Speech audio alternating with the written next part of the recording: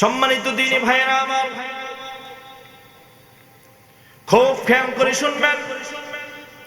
আল্লাহ পাক রব্বুল আলামিন আপনাকে আমাকে সৃষ্টি করলেন জাহান্নামে দেওয়ার জন্য নয়। এত সুন্দর করে আল্লাহ পাক আপনাকে আমাকে বানালেন সেই জাহান্নামে দেওয়ার জন্য নয়। আপনার আমার সিদ্ধান্ত হয়েছিল রোহের জগতে। আল্লাহ পাক বলেছিল, বান্দা তোমাকে আমি দুনিয়ার জগতে পাঠিয়ে দিব, কিন্তু বান্দারে রুহের জগতে তোমার সাথে একটু কথোপকথন করে নেই। তুমি বলো তো, আলাস্তু বিরব্বিকুম, আমি কি তোমার রব নই? ওই রুহের জগতে আমরা এক বাক্য বলেছিলাম, ক্বালু বালা, ও মালিক আপনি আমাদের রব। এই রুহের জগতের রব হিসাবে স্বীকার করলাম না। আপনি যদি আমাদের দুনিয়ার জগতে পাঠায়া দেন, তাহলে আল্লাহ আমরা ওয়াদা করলাম দুনিয়ার জগতে আপনাকে রব হিসাবে স্বীকার করব। আল্লাহ পাক রব্বুল আলামিন এরপর সিদ্ধান্ত নিল, বান্দা ঠিক আছে আমি তোমার দুনিয়াতে পাঠাবো, আমার একটাই উদ্দেশ্য, ওমা খলাকাতুল জিন্না ওয়াল ইনসা ইল্লা লিয়াবুদুন। বলি আল্লাহু আকবার। আল্লাহ পাক রব্বুল আলামিন সিদ্ধান্ত নিল, বান্দা যখন আমার সাথে ওয়াদাবদ্ধ করলাম, এখন আমি আল্লাহ তাআলা কি জন্য তোমার দুনিয়ার জিন্দেগিতে পাঠিয়ে দিলাম শোনো। দুইটা জাতি আমি সৃষ্টি করলাম কেবলমাত্র আমার ইবাদত বন্দী করার জন্য, বান্দা একমাত্র আমার গোলামি করার জন্য, দাসত্ব করার জন্য জিন আর ইনসান আমি তোমাদের পাঠিয়ে দিলাম। বলি আল্লাহু আকবার। এই সরাই চণ্ডীতে মুসলমানের সংখ্যা বেশি না কম? একটু বেশি হলে আওয়াজ দিবেন আমার সাথে মুসলমানেরা। এই সমস্ত লোক দেখে আমার মনটা বড় খারাপ। এই সরাই চণ্ডী সম্পর্কে আমি জানি, কারণ আমি পাশের মহল্লায় ছিলাম, রাজাপুর বহলি ইউনিয়নে ছিলাম, সিরাজগঞ্জে ছিলাম। সিরাজগঞ্জ সম্পর্কে আমার একটু ধারণা আছে, মানুষ কেমন। মুসলমানেরা দিলের কানে কথাগুলো শুনবেন। যদি মুসলমানের সংখ্যা বেশি হয়ে থাকে, একটু আবার আমার সাথে আওয়াজ দিয়ে বলেন, এই সরাই চণ্ডীর মধ্যে মুসলমানের সংখ্যা বেশি না কম? এখন আসুন, আজকের এই যে মাহফিল, 9 তারিখের মাহফিল আপনাদের আজকে চলমান চলতেছে, এই 9 তারিখের মাহফিল সম্পর্কে আপনাদের সরাই চণ্ডীর মুসলমানেরা জানে কি জানে না? জানে না? আমার মনে হয় জানে না। মাইকের আওয়াজ তাদের কানে যায় না, নাকি বলেন? আজকে যদি এখানে গানের আয়োজন করা হইতো, বিভিন্ন নারীদেরকে নিয়ে আসা হইতো, ড্যান্সের আয়োজন করা হইতো, আমার মনে হয় না বৃদ্ধ থেকে যুবক থেকে শুরু করে বিদ্যাবৃত্তি পর্যন্ত একজন মানুষ সরাই চণ্ডীর ঘরের মধ্যে থাকতো না। কিন্তু আফসোস, মুসলমান কোরআনের আয়োজন, আল্লাহ এবং আল্লাহ রসুলের কথা বলা হবে, আজও পর্যন্ত মুসলমান আছে। এই জন্য আল্লাহ ওই দিন ডাক দেয়া বলবে, ও বান্দা আমি তোমারে বানাইলাম, কত যত্ন নিয়ে সিদ্ধান্ত হয়ে গেল রুহের জগতে আমরা দুনিয়াতে আসবো, রবের ইবাদত করবো। স্বীকারোক্তি দিয়েছিলাম কি দিয়েছিলাম না? কিন্তু কেন আজ দুনিয়াতে আসার পর স্বীকারোক্তিকে বলে গিয়েছি? যদি সাধারণ মানুষদের ওয়াদা ছিল আলাদা, তবু উলামায়ে কেরামের দায়িত্ব হলো এই মানুষদেরকে কোরআনের দাওয়াত দেওয়া, রাসূলের আদর্শ শিক্ষা দেওয়া, রাসূলের জিন্দেগির তরিকা শিক্ষা দেওয়া। ঠিক কিনা? সাধারণ ভ্যানওয়ালা একজন কোরআন সম্পর্কে কতটুকু জানবে? সাধারণ রিস্কাওয়ালা কোরআন সম্পর্কে কতটুকু ধারণা আছে? খেটে খাওয়া মানুষ, কামলা দেওয়া মানুষ কোরআন হাদিস থেকে কতটুকু সম্পর্ক ধারণা আছে? কোরআন হাদিসের কি বা বুঝবে? এই জন্য ওলামায়ে কেরাম বারবার আপনাদের ধারে যায়, এই কোরআনের দাওয়াত দেয়, রাসূলের আদর্শ শিক্ষা দেয়, রাসূলের আদর্শ বোঝায়। কিন্তু মুসলমানেরা আমরা কান দিয়া শুনি, মগজ দিয়াও বুঝি। কান দিয়া শোনার পর না শোনার ভান করি, মগজের ভিতরে কথাগুলো নেই, মগজের ভিতরে কথাগুলো নেওয়ার পর না বুঝার ভান করে ফেলি, দেখার পর না দেখার ভান করে ফেলি, শোনার পর না শোনার ভান, দেখার পর না দেখার ভান, বুঝার পর না বুঝার ভান করি কি করি না? এখানে আপনারা যারা আছেন বলেন তো, ঈশার নামাজ আমরা কয়জন জামাতে আদায় করেছি? আপনাদের মসজিদটা বাইরে থেকে দেখলাম মনে হয় ভিতরে আরো সুন্দর রং করা হয়েছে। ভিতরে তো যাই নাই, বাইরে থেকে দেখলাম সুন্দর একটা মসজিদ।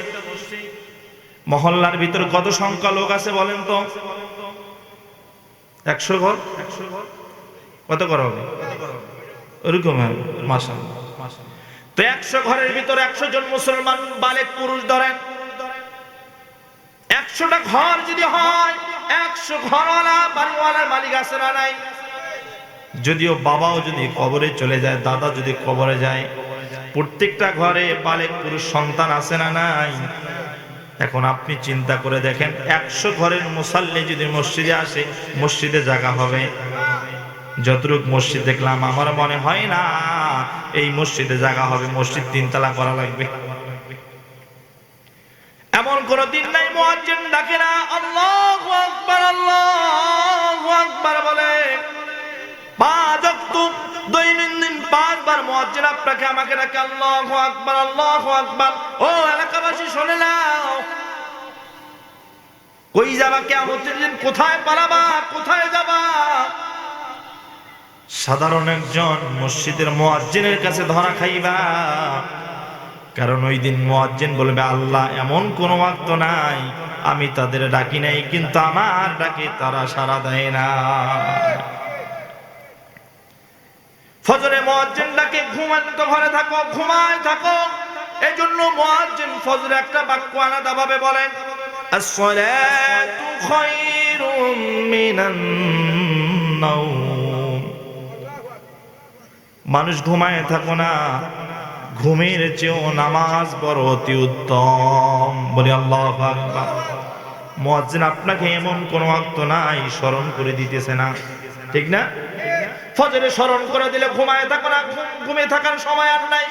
সারা রাত ঘুমায় গিয়েছো, এখন একটু ঘুমটা ভাঙো, আল্লাহর শুকরের সিজদা আদায় করো, যেটা আল্লাহ ফরজ করে দিয়েছেন মুসলমান। এরপর জোহরে আল্লাহ পাকের আহ্বানে মুয়াজ্জিন আপনাকে আমাকে স্মরণ করায় দেয়, এরপর আসরে স্মরণ করায় দেয়, এরপর মাগরিবে স্মরণ করায় দেয়, এরপর আবার ইশার সময় স্মরণ করায় দেয়। তার মানে বোঝা যায় একজন মুসলমানও পাওয়া যাবে না যে বলবে হুজুর আমার মহল্লায় কোনোদিন মুয়াজ্জিন আজানের ধ্বনি আমাদের শোনায় নাই। যদি কথা বুঝতে পারেন তাহলে এবার আসুন, যদি এই কথায় সাবলীল হয়ে গেল যে মুয়াজ্জিন আপনাকে আমাকে দৈনন্দিন 5 বার ডাকে, কয়বার? দৈনন্দিন 5 বার ডাকে। আপনি মুসলমান, আপনাকে স্মরণ করে দেওয়া হয়। কেন স্মরণ করে দেওয়া হয়? যাতে আপনার ঈমান আরো পাকাপোক্ত হয়। কেন ডাকে? আল্লাহ বড়, আল্লাহ বড়, আল্লাহ বড়। রাসূলুল্লাহ সাল্লাল্লাহু আলাইহি সাল্লাম হচ্ছে আল্লাহর রাসূল। এবং আরো ডাকা হয় এই নামাজের ভিতর আসলে কি হবে? কল্যাণ হবে। নামাজের জন্য আসো, নামাজে আসলে কি হবে? কল্যাণ হবে। এই 5 বার আপনাকে আমাকে ডাকে, কিন্তু ডাকে সাড়া দিতেছি না। এজন্য আল্লাহ পাক রব্বুল আলামিন আপনাকে আমাকে কিছু বলতেছে না। আল্লাহ ডাকতে বলে, বান্দা ইয়া আইয়ুহাল ইনসানু মা গররাকা বিরাব্বিকাল কারীম। বলি আল্লাহু আকবার। মুসলমান একটু খেয়াল করি, এখানে আল্লাহ পাক রব্বুল আলামিন तमाम দুনিয়ার মানুষদের ডাকতে বলে, ইয়া আইয়ুহাল ইনসান, হে দুনিয়ার মানুষেরা, তোমাদের কি হলো? তোমাদের কি হয়ে গেল? ইয়া আইয়ুহাল ইনসানু মা গররাকা বিরাব্বিকাল কারীম। ও দুনিয়ার মুসলমানেরা, তোমাদের কি হয়ে গেল যে আমি আল্লাহ সম্পর্কে তোমাদেরকে বিভ্রান্ত করিলাম, যার কারণে তুমি আজও পর্যন্ত আমার ইবাদত থেকে গাফেল হয়ে গিয়েছো? আল্লাহ ডাকতেছে। ধরা খাবো কি খাবো না? দেখেন কষ্ট হচ্ছে আপনাদের, খারাপ লাগতেছে। আমি বুঝাইতেছি, আর দেখেন একটাবারের জন্য গভীরভাবে চিন্তা করেন। আল্লাহ আপনাকে আমাকে সৃষ্টি করলো, কত সুন্দর করে চোখের জায়গায় চোখ দিল, কানের জায়গায় কান লাগাই দিল, জবানের জায়গায় জবান সুন্দর করে ঠিক করে দিল, দু চোখ দিল, দু কান দিল, জবান দিল, খাওয়ার জন্য একটা জিহ্বা বানাই দিল। সে কথাও আল্লাহ পাক রব্বুল আলামিনের পর বলেন, আল্লাযী খালাকাকা ফাসাওয়াকা ফাআদালাক ফি আইয়ি সূরাতিন মা শাআ রাক্কাবাক। বলি আল্লাহু আকবার। আল্লাহ ডাকতে বলে, ও দুনিয়ার মানুষেরা, কিসে তোমাকে আমি আল্লাহ সম্বন্ধে বিভ্রান্ত করিল, যার কারণে তুমি আমার পথ থেকে বিমুখ হয়ে গেছো? তুমি কি একটা বারের জন্য চিন্তা করো না আমি আল্লাহ তাআলা তোমারে কত সুন্দর করে সৃষ্টি করেছি, সুঠাম গঠনের অধিকার বানিয়ে দিয়েছি। ফি আইয়ি সূরাতিন মা শাআ রাক্কাবাক, কত সুন্দর সূরত আমি আল্লাহ তাআলা তোমাকে দিয়েছি। বলি সুবহানাল্লাহ। এই কথাগুলো কেন বলে আল্লাহ বোঝেন, একটু ভালো করে বোঝেন। ওই যে মুয়াজ্জিন ডাকে, আর সর্বপ্রথম আপনি ওয়াদা করেছিলেন আল্লাহ দুনিয়াতে যদি আপনি আমাকে পাঠায়া দেন, অবশ্যই দুনিয়াতে আপনার ইবাদত বন্দেগি করব, আপনাকে আল্লাহ বলে স্বীকার করব, আপনার দাসত্ব করব, গোলামি করব। এজন্য সূরা জারিয়াতে আল্লাহ বলেন, বান্দা তোমারে আমি সৃষ্টি করেছি কেবলমাত্র আমার গোলামি করার জন্য, দাসত্ব করার জন্য। এটা পয়েন্ট গেল।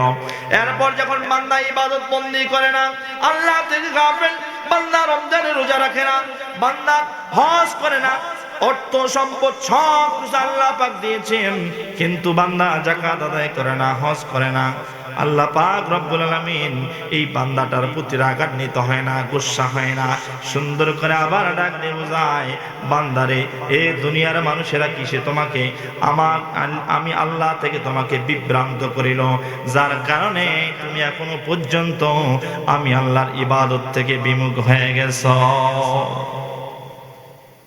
মুসলমান ভাইরা রে আমার, এই যে জিহ্বা দিয়ে দৈনন্দিন খানা খাই কি খাই না বলেন? এমন কোন ওয়াক্ত নাই খিদা লাগলে মনে চায় খাই, না হলে দুর্বল। খাইতে হবে, যদি খাইতে না পারি আমি দুর্বল হয়ে যাব।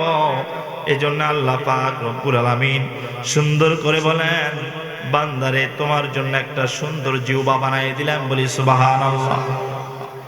আলাম নাজআল লাহু আইনাইন ওয়া লিসানান ওয়া শাফাতাইন। বান্দারে তোমার জন্য দুইটা চোখ আমি আল্লাহ বরাদ্দ করে দিলাম। কয়টা চোখ দিয়েছেন? জোরে বলেন মুসলমান, কয়টা চোখ আল্লাহ দিয়েছেন? দুইটা চোখ আল্লাহ দিলেন। এরপর আল্লাহ বলেন, বান্দা কি তোমার জন্য করি নাই? তোমার জন্য আমি আল্লাহ কি করি নাই? তুমি একটাবার ভাবো, একটাবার বোঝো। দুইটা চোখ আমি আল্লাহ তাআলা দিয়ে দিলাম। বান্দা চোখে দিলাম না, দুনিয়াতে থাকতে হলে, চলতে হলে, শরীরে বল পাওয়ার জন্য তোমার কিছু খাদ্য খাওয়া লাগবে। এজন্য একটা সুন্দর জিহ্বা দিলাম। ওয়ালিসানাও ওয়া শাফাতাইন। বলি আল্লাহু আকবার। খানা খাই, জিহ্বাটা বানিয়ে দিয়েছেন ভাই, তিনি কি? বলেন তিনি কে? আবার সিরাজগঞ্জের মুসলমানেরা দিলের কানে কথাগুলো শোনেন। দুনিয়াতে যা করবো সব কিছুর পাই টু পাই হিসাব যিনি নেবেন তিনি কে? জোরে বলেন কে? এটা বিশ্বাস হয়? আমাদের বিচার হবে। لا يغادر صغيرة ولا كبيرة إلا أحصاها। বলি আল্লাহু আকবার। বান্দা ছোট থেকে ছোট গুনাহ যদি করে ফেলো, বান্দা বড় থেকে বড় গুনাহ যদি করে ফেলো, ওই দিন আল্লাহ পাক রব্বুল আলামিন সব কিছু উন্মোচন করে দিবেন আর দেখাই দিবে, দেখো তুমি কি কি করেছিলা। আপনার আমার কোনো কিছু বাকি থাকবে না, এমন একটা খাতা বরাদ্দ করে দিলেন আল্লাহ পাক রব্বুল আলামিন। ওয়া মা আদরাকা মা ইল্লিয়িন ওয়া মা আদরাকা মা সিজ্জিন। দুইটা খাতা, এই দুইটা খাতার ব্যাখ্যা মুফাসসির ইকরাম বলেন এটা শুধু খাতাই নয়, এটা একটা জান্নাত আর একটা জাহান্নাম।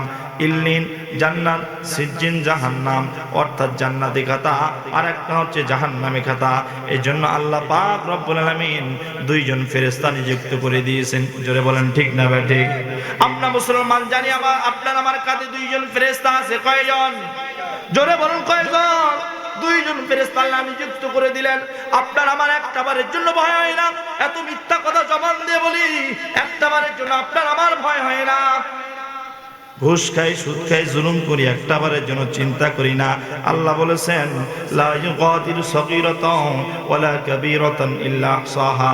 ওই দিন আল্লাহ পাক রব্বুল আলামিন ছোট থেকে ছোট গুনাহগুলো বাইর করবেন, বড় থেকে বড় যদি গুনাহ করো সেটাও বাইর। মুজরিমিনা মুশফিকিন, ও নবী আপনি ওই দিন তাকায়া দেখবেন কাফের মুশরিকদের চেহারাগুলো একবারে আসামির মতো নিচু হয়ে আছে। ওই দিন তারা মাথা উঁচু করে কথা বলতে পারবে না। মুসলমান ভাইরা আমার, ওই দিন আল্লাহর নবী যখন আল্লাহ ডান দিকে বসা থাকবে আর আল্লাহ মাঝখানে বসা থাকবে, একটু মনোযোগ দেন বাজানরা আমার। প্রচন্ড শীতকালীন সময় আমার মনে হয় এই ঠান্ডার কারণে মানুষ মাহফিলে আসে না। একটু চিন্তা করে দেখেন, আল্লাহ পাক রব্বুল আলামিন যেই দিন কিয়ামতের দিন বিচার বসাবেন, মানুষের আমল নামার বিচার হবে। আল্লাহ পাকের কাছে হিসাবগুলো জমা দেওয়া হবে। এমন করে আল্লাহ পাক নবীরে খাতা দিবেন, নবী আপনি নেন, আজকে আপনার দায়িত্ব দেওয়া হলো। নবীকে যখন দায়িত্ব দেওয়া হবে, নবী আপনি আজকে তাকায় দেখেন আপনার উম্মতদের আমল নামাগুলো জমা দেন। দেখেন আপনার উম্মতের আমল নামা দেখেন, আর আপনি জান্নাতের ঘোষণা করেন, বলি সুবহানাল্লাহ। ওই দিন নবী আল্লাহ ডান দিকে বসা থাকবে, উম্মতের আমল দিকে। এখন তো আপনার আমার আমল নামা কি ভাই?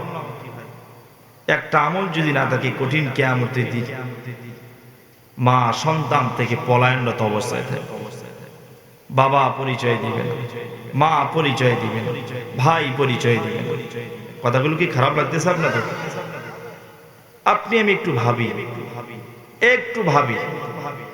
যদি এই মুহূর্তে মারা যায়, এই মুহূর্তে যদি মারা যায়, মনে করেন আপনার আমার হায়াত শেষ, মালাকুল মউত চলে আসছে, মারা গেলাম। দেখেন আপনার শরীরের দামি দামি পোশাক খুলে ফেলল, আপনার আদরের স্ত্রী যার সাথে 40 বছর 50 বছর ঘর সংসার করেছেন, সে আদরের স্ত্রী আপনার কাছে আর শুবে না, বরঞ্চ কান্না করবে একটু মায়া মহব্বতের জন্য। একটু বোঝেন, এই মুহূর্তে আপনার আমার হায়াত শেষ, মালাকুল মউত চলে আসছে, মারা গেলাম। আমার স্ত্রী আমার জন্য কতদিন কান্না করবে? 2 দিন, 3 দিন, 1 সপ্তাহ, 40 দিন, 1 বছর, ব্যাস আস্তে আস্তে আমার স্ত্রী আমাকে ভুলে যাবে, আমার পরিবার আত্মীয় স্বজন সব আমার কথা ভুলে যাবে। আমার বাড়ি গাড়ি, টাকা পয়সা, অর্থ সম্পদ সব দুনিয়া থেকে আসলাম। আমি মানুষটার যখন হায়াত ছিল, আমার স্ত্রী ছিল, আমার ছেলে ছিল, আমার মেয়ে ছিল, আমার বাড়ি ছিল, আমার গাড়ি ছিল, অর্থ সম্পদ টাকা পয়সার কোনো কিছু অভাব নাই। কিন্তু যখন আমি মারা যাব, ওই মুহূর্তে আপনার আমার দেহ থেকে কাপড়টা খুলায়া উলঙ্গ কইরা একটা চাদর দিয়ে ঢাকায় রাখায়া দুনিয়ার বাজার থেকে 1400 থেকে 1500 টাকার কাপড়, সাদা দাফনের কাপড় কিনে নিয়ে আসে, চকলেটের মতো পেছাইয়া আপনাকে আমাকে দুনিয়ার কোনো জায়গায় রাখবে না ভাই। দুনিয়ার জমিনে মাটির নিচে আপনার আমার থাকার জায়গা করার জন্য এলাকাবাসী 2 জন যে কবর খুঁড়বে, ওখানে কোনো বালিশ, কোনো বিছানা, কোনো লাইট, কোনো আরামদায়ক কোনো কিছু রাখা হবে না। এই কথাটা সত্য না মিথ্যা বলেন? যে আল্লাহ আপনাকে আমাকে পাঠাইছি, একটু ভাবি আপনি আমি কি করতেছি। এই ওয়াজগুলো কিন্তু আপনাদের ভালো লাগবে না, এই কথাগুলো ভালো লাগবে না, কিন্তু ভাই ও মেরে দোস্ত বুজুর্গ কসম করে বলতেছি, কঠিন কিয়ামতের দিন নরম গরমের প্রশ্ন হবে না, প্রশ্ন হবে আপনার আমলের। ঠিক না বেটি? একটু ভাবেন। আল্লাহ আল্লাহ। এই জন্য আল্লাহ পাক রব্বুল আলামিন সেই দিনের কথা বলেন, নবী আপনি আপনার উম্মতদের আমলনামা দেখবেন আর জান্নাতের কথা ঘোষণা করবেন। নবী উম্মতের ডাক দেয়া বলবেন, উম্মতের আমলনামা যখন হাতে পাবে, হাতে পাওয়ার পর দেখবে উম্মতের আমলনামা শুধু গুনার গুনাহ, গুনার গুনাহ। বর্তমান সময়ে ছেলেপেলেরা মোবাইল চালায় কি চালায় না? এই যে আমার হাতে একটা ফোন আছে, টাচ ফোন, এই ফোনের দ্বারা গুনাহ হয় কি হয় না? অবশ্যই গুনাহ হয়। ও যুবক ভাইরা, দিলের কানে কথাগুলো শোনেন। 6টা গুনাহ থেকে মুমিনরাও বাঁচতে পারে না। প্রতিনিয়ত 6টা গুনাহের সাথে মুমিনরাও জড়িত থাকে। কেমন গুনার সাথে জড়িত থাকে দেখেন? চোখের গুনাহ, কানের গুনাহ, জবানের গুনাহ, হাতের গুনাহ, পায়ের গুনাহ, মস্তিষ্কের গুনার সাথে 6টা গুনাহ হয়ে যায়। এই 6টা গুনার সাথে মুমিনরাও জড়িত থাকে। আপনি বাজারে গেলেন, সরাইচন্ডী বাজারে গেলেন, বাজারের ভিতরে দেখেন কোন জায়গায় টিভির আওয়াজ, গান লাগাই দিয়েছে, কানের মধ্যে আসলো কি আসলো না? চোখের মধ্যে দেখলেন একজন বেগানা নারীকে, নারীরা তো এখন পর্দা করে না, পর্দার দরকার হয় না এখন। পার্ক আছে না এইদিকে? নারী জাতি এমন একটা জাতি, এরা একটা নারী দিয়ে 1000 পুরুষ ধ্বংস হয়। ওদের মন মানসিকতা অন্যদিকে। নারী জাতি কমলতি কিবা মন্ত্র জানে, প্রেমের শিকড়ায় বেঁধে আস্তে আস্তে টানে। ঠিক না ঠিক? শহরে বাজারে দেখো নারীদের ঢল, পর্দাবিহীন তারা করে ঝলমল, অন্যকে তার দিকে আশিকে বানায়। দেশটায় আজি ধ্বংস হলো নারীরই বেপরদায়, সবার মুখে কি আওয়াজ, হায় হায় হায়। কথা বলেন না কেন? শুধু নারীদের দোষ দেওয়া যাবে না। মুসলমান নারীদের যেমন পর্দা রয়েছে, পুরুষদের একই পর্দা রয়েছে। ঠিক না বেঠিক বলেন? আপনি পুরুষ একজন নারীর দিকে তাকাইতে আপনার কোনো ক্ষমতা নাই। নিজের স্ত্রী ছাড়া একজন নারীর দিকে তাকাইতে পারবেন না, আর একজন নারীও নিজের স্বামী ছাড়া অন্য কোনো পুরুষের দিকে তাকাইতে পারবেন না। কিন্তু আজকে সেটা নাই। আজকে এমন পোশাক পরিবর্তন হয়ে গিয়েছে, সেই জামানার পোশাকগুলো আর বর্তমান জামানার পোশাকের সাথে মেলে না। নারীরা এমন পর্দা বাইরে করেছে, পর্দার নামে বেহায়াপনা চলতেছে। চিল্লা বলেন ঠিক না বেঠিক? আগের জামানায় পর্দা পড়তো, বরখা পড়তো ঢিলা ঢালা, আর এখন বুড়িরা সহ পর্দা করে টাইট ফিটিং। বিশ্বাস হয় না? সিরাজগঞ্জ শহরে যান, আপনাদের শহর এখান থেকে কাছে, এইদিকে শহর না কাছেই, শিয়ালকোল থেকে 5 টাকা ভাড়া, আপনাদের এখান থেকে হয়তো 10 টাকা ভাড়া নেই। শহরে যাবেন, আপনি আপনার চোখ দিয়ে যদি একটা বেগানা নারীকে দেখেন, আপনার চোখের জিনা হবে। যুবক ভাইরা খেয়াল করে শুনবেন, একটা মেয়ের সাথে যখন আপনি মেসেঞ্জারে কথা বলবেন, আঙ্গুল দ্বারা SMS করবেন, এই আঙ্গুলের জিনা হবে, হাতের জিনা হবে। SMS করতে করতে যখন চোখের মধ্যে SMS গুলো পড়বে, যুবক ভাইরা খেয়াল করে শোনো, SMS যখন ওই মেয়েটা তোমার ফোনে SMS পাঠাই দিল, তুমি SMS করে পাঠাই দিলা, এই কথা কথন যখন মেসেঞ্জারের ভিতর হয়, তোমার মস্তিষ্কের ভিতরে এমন কিছু চিন্তাধারা চলে আসে, যেই চিন্তাধারা এমন পর্যায়ে নিয়ে যায় যেটা এক পর্যায়ের জিনা হয়ে যায়। এজন্য আল্লাহ রাসূল বর্ণনা করেন এটাও এক ধরনের মস্তিষ্কের জিনা। চিল্লায় বলেন ঠিক না বেঠিক? আপনি হাত দিয়ে SMS করলে হাতের জিনা হয়ে গেলে এটা এক ধরনের জিনা। একটা নারীর সংস্পর্শে গেলেন, নারীর হাতের উপর হাত লাগাই দিলেন, হাত না দিলে বর্তমান প্রেম জমে না। তোমার সাথে আমার কিসের কথা? তুমি হাতেই তো ধরতে দাও না, কিসের প্রেম, কিসের ভালোবাসা? মুসলমান ভাইরা আমার এই কথাগুলো এই জন্য বলতেছি, কঠিন কিয়ামতের দিন চিন্তা করেন, যেদিন আল্লাহ পাক রব্বুল আলামিন নবীকে অনুমতি দিবেন, নবী আপনি আপনার উম্মতের আমল দেখেন আর জান্নাতের কথা ঘোষণা করেন। উম্মত যেই দিন দেখবে নবী আমার আমলের হিসাব দেখতেছে, নবী এইভাবে আমল দেখবে আর উম্মতের চেহারার দিকে তাকাবে, এইভাবে আমলের দিকে একবার তাকাবে, আমলের খাতার দিকে একবার তাকাবে, আর উম্মতের চেহারার দিকে একবার তাকাবে, আমলের দিকে একবার, খাতার দিকে একবার, আর উম্মতের দিকে একবার। এইভাবে তাকায় তাকায় নবী আমার দু চোখের পানি কোনা দিয়ে বের করে বলবেন, উম্মতরা, এত সুন্দর ইসলাম আমি তোমারে দিয়ে আসলাম, এত সুন্দর ইসলাম তোমারে আমি দিয়ে আসলাম। আরে উম্মত,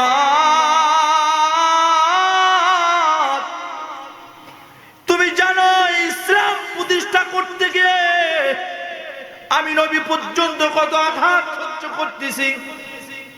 আমি নবী তায়েফের ময়দানে কত আঘাত সহ্য করেছি। উম্মত রে, এই ইতিহাসগুলো কি তোমার কানে যায় নাই? এই কথাগুলো কি তোমার কানে যায় নাই, পৌঁছে নাই? আরে উম্মত, কেন তুমি আমল করলা না? তোমার সামনে কোরআন ছিল, তোমার সামনে উলামায়ে কেরাম কোরআনের বয়ান করেছে, আমি রাসূলের হাদিসের বয়ান পেশ করেছে। উম্মত, কেন তুমি আমল করো নাই?